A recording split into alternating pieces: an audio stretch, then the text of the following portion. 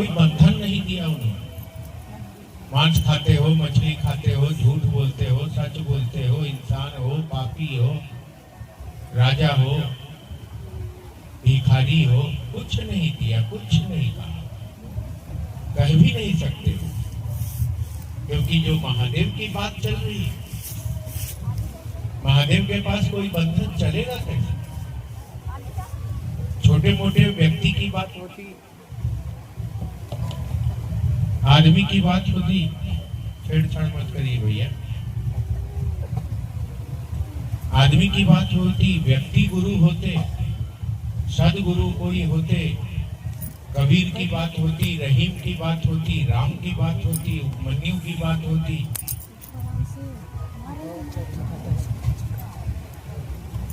तो बात होती कि कुछ बंधन लगाया जाए जो उनको पसंद नहीं है।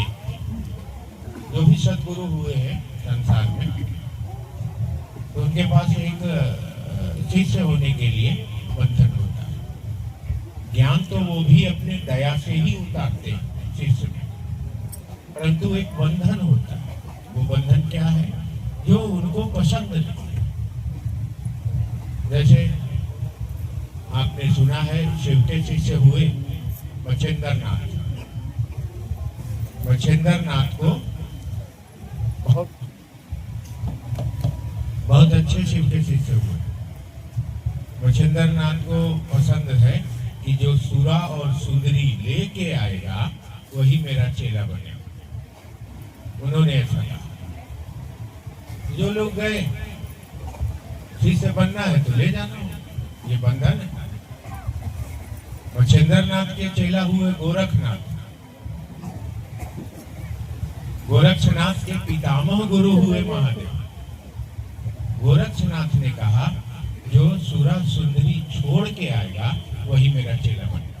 अपना अपना, तो ये एक बंधन। किसी ने कहा ईर्ष्या का त्याग कर दो, किसी ने कहा घृणा छोड़ के आओ, किसी ने कहा बुराई मत करो। तो टुकड़े टुकड़े में लोगों को उन्होंने समझाया। जो लोग ऐसा नहीं करेंगे वो उनके शिष्य होंगे। अब आ गए महादेव। जैसे महादेव का गुरुपद,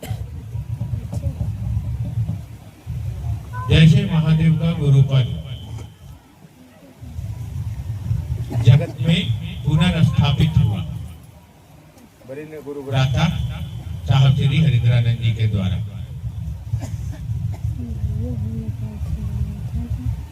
जैसे महादेव आएंगे सारे बंधन से मुक्त। महादेव के मंदिर में बाबा धाम, महादेव के मंदिर में विश्वनाथ। मैं भी एक हफ्ता पहले गया हुआ था, हमारे मुसलमान भाई भी गए हुए थे, शराबी भी गया हुआ था। माइक काम नहीं कर रहा है आपका।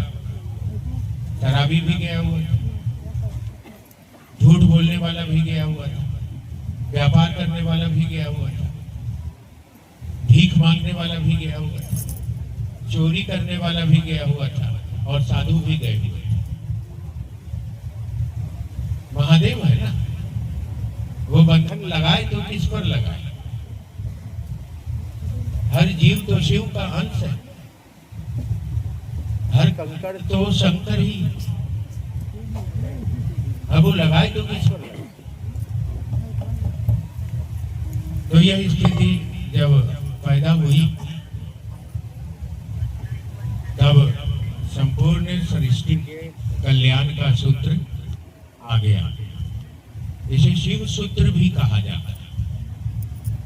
जैसे शिव सूत्र बोला जाएगा तो वहां बंधन, गुण, व्यक्ति, धर्म, जाति, लिंग आदि का कोई भेद नहीं। शिव सूत्र आ गया। अब शिव सूत्र आ गया तो जगत का कल्याण होगा, क्योंकि जगत के गुरु हैं ये, तो जगत का कल्याण होगा। और जैसे जगत का कल्याण होगा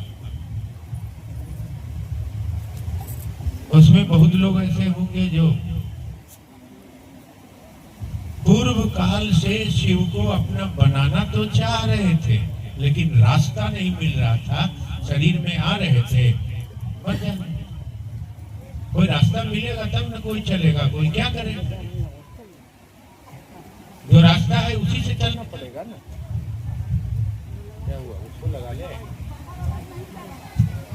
हेलो हेलो हेलो, जो रास्ता मिलेगा उसी से चलना पड़ेगा ना। सतयुग बीता, त्रेता बीता, द्वापर बीता, शिव गुरु हैं, ये बात पुस्तकें बतला रही हैं, वेद भी कह रहे हैं, ऋषि मुनि भी कह रहे हैं, रामायण भी कह रही है।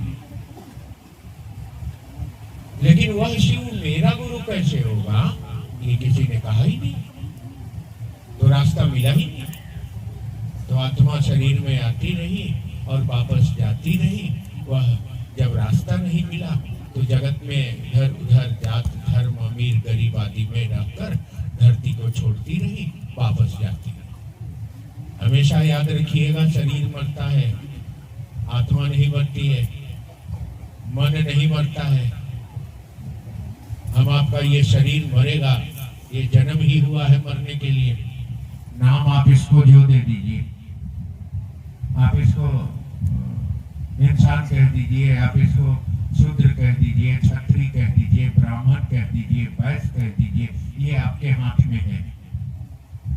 लेकिन हमेशा याद रखेंगे, शरीर की मृत्यु तय है और इस शरीर का एक्सपायरी डेट भी हमारे आपके ऊपर ठोका हुआ है। ये आना नहीं है, जिस दिन बना है ना उसी दिन एक्सपायरी लग गया। कोई 12 वर्ष के उम्र में, कोई 18 वर्ष के उम्र में, कोई 35 वर्ष के उम्र में, कोई 55 वर्ष के उम्र में।